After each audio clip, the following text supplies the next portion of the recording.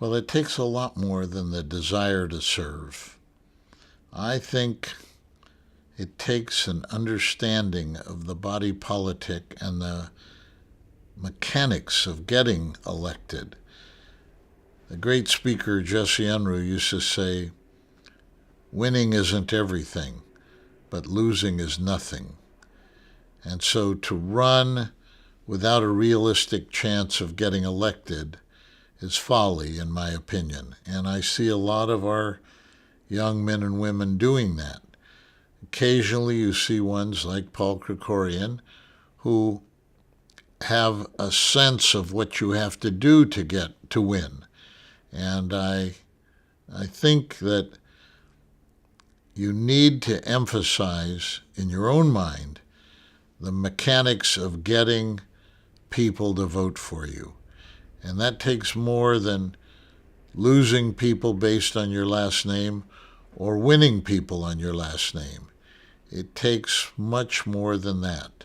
And unless you can be an outstanding candidate judged by any measure, you're wasting your time, and you're wasting the time of your supporters and their money, by the way. So I would think that the biggest thing is to understand the mechanics of getting elected. If I were to describe myself in one word, I think it would be candid. And I've always tried to be candid with everyone. I've had two historical lessons in mind. One was when Eisenhower was president and he spoke to the Canadian Parliament. He said, "Candor is a mark of friendship." And I've always believed that. And secondly, in Dante's Inferno, the hottest places in hell were reserved for those who knowingly gave false advice. Knowingly. A lot of people make mistakes or are incorrect in the advice they give, but knowingly giving false advice, I never want to be accused of that.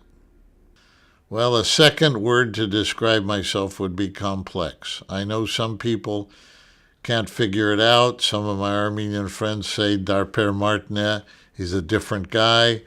I think I come off that way, but it's not, in my case, it's never been something that I've run away from.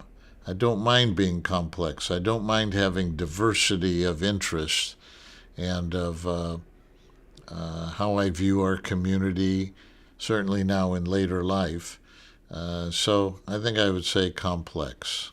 My legacy is a complex legacy, and my thoughts as to how to define my legacy are complex as well.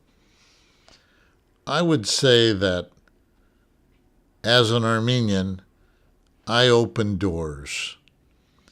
Remember, I was the third Armenian American elected in the history of the United States. That gave a powerful boost to other ones who wanted to run as they did after me in the 1980s and 90s. But also, by keeping fairly active and participating, I was a role model for many, and I accepted that role, if you will, to motivate younger Armenians, men and women, to engage in politics to better not only themselves, which of course is one of the byproducts of being successful in politics, but to better their community and their constituency. And to that extent, I think I've left a strong, powerful legacy. I'm not through yet, but I certainly have left guidelines and example, both of candor and of complexity, to generations that have followed me, now that I'm a senior politician emeritus, if you will.